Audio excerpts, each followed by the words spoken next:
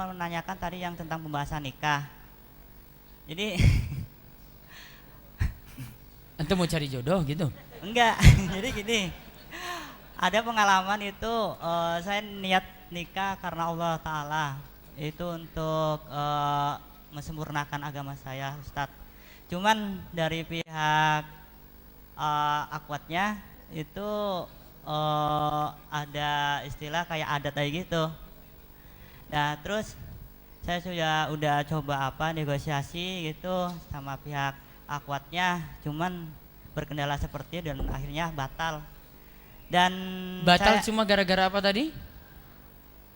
adatnya itu sekitar uangnya itu ada puluhan juta lah, sekitar Antum nggak 25. mampu di situ. Tidak mampu di situ. Masya Allah.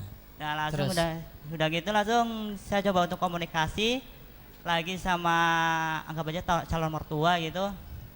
Udah gitu calon mertua mengasih solusi pinjam ke bank gitu. Udah gitu saya berpikir saya menikah untuk beribadah tapi diawali dengan riba, sementara hukum riba itu satu-satunya hukum yang Allah itu menyatakan perang gitu. Jadi saya waktu itu ditelepon waktu pembahasan pinjam bank itu Pak. Nah langsung saya mau diskusi tentang itu, cuman saya masih segan gitu, masih segan sama calon mertua saya gitu. Jadi pada akhirnya sekarang udah putus komunikasi gitu. Itu bagaimana tanggapan Ustadz? Baik.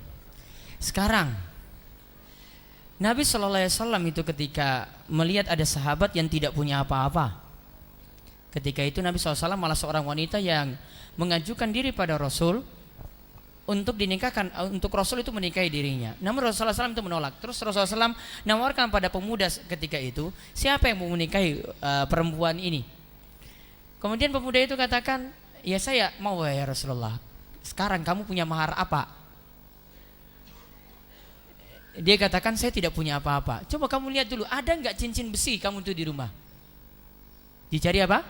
Cincin besi. Cincin besi di sini laku nggak? Cincin emas baru bisa orang mau beli atau perak gitu ya.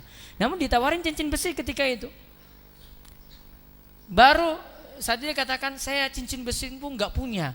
Ini laki-laki yang nekat nikah. Kere. Ya kere kan? Saya bilang kere. Cincin besi saja nggak punya ditawarkan oleh Rasul. Datang lagi ke Rasul Sallallahu Alaihi Wasallam. Rasul tanyakan lagi pada dia. Terus sekarang yang terakhir, kamu punya hafalan apa? Ya, di ketika itu ada Rasulullah SAW, saya punya beberapa hafalan surat. Sudah itu dijadikan mahar, pengajaran surat ini dijadikan mahar untuk istrimu. Dalam cerita ini intinya para ulama itu katakan Rasulullah SAW tidak memberikan solusi utang. Ya kan? Solusinya apa tadi yang terakhir? Hafalan surat. Maksudnya kata para ulama, ajarkan pada istrimu nanti surat yang kamu hafal. Ada enggak cerita di situ cari utang? Enggak. Ada enggak di situ cerita pinjam di bank situ? Enggak ada. Utang saja enggak Rasulullah SAW ini sarankan dalam cerita ini, apalagi dengan hal yang bermasalah seperti tadi.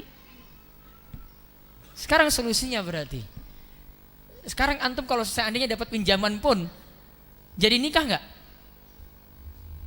Oh enggak jadi kalau begitu. Ah terus ngapain antum tanya dengan masalah utang-utang tadi? Sudah enggak jadi, di cancel kalau gitu. Di cancel, enggak jadi. Ya. Maka syukur alhamdulillah antum enggak jadi. Saya malah syukuri. Saran saya cari ahwat yang lain lah. Kalau sudah seperti itu dari awal, saya takutkan nanti berikutnya orang tuanya nuntut macam-macam. Sekarang kamu sudah pertama pinjam tadi ya, sudah berhasil lunasi lah. Tadi 10 juta, 6 juta, wah kecil saja itu berarti 6 juta lah taruhlah. Sekarang itu sudah lunas. Sekarang orang mertua lihat lagi nanti, kamu belum punya rumah lah, sekarang cari rumah lagi, KPR. Dituntut lagi seperti itu. Orang tua belum paham, belum ngaji lagi mungkin. Mertua seperti itu, wah akan dituntut lagi yang lebih tinggi. Alhamdulillah nggak jadi. Terus kalau gitu gimana? Sekarang cari lagi. Cari lagi yang bagaimana? Cari yang orang tuanya qanaah. Ya, cari yang orang tuanya qanaah. Lihat keadaan kita. Bujang itu seperti ini, bapak-bapak mertua, calon-calon mertua. Bujang itu seperti ini, nggak punya apa-apa, namun siap untuk bertanggung jawab. Mudah-mudahan nanti ada calon-calon mertua ini yang nanti lihat pemuda ini. Ya, yang penting bertanggung jawab. Kita nggak akan siakan anak putrimu, Pak. Ya, nggak akan siakan. Tanggung jawab insya Allah. Namun tentu kita tanggung jawab sesuai dengan kemampuan dan nanti Allah akan bukakan pintu rizki. Seperti itu. Ya. Antum nggak usah khawatir seperti Allah akan bukakan pintu rizki dan jodoh akan segera datang. Ya, saya juga nasibnya sama seperti antum dahulu. Ya, saya nggak punya apa-apa dahulu, nekat nikah. Kalau istilah orang Inggris bilang itu absurd. Istilah konyol kalau saya bilang ini, nekat, nggak punya apa-apa. Ya, namun saya bilang saya yakin nanti Allah akan tolong nanti. Sudahlah.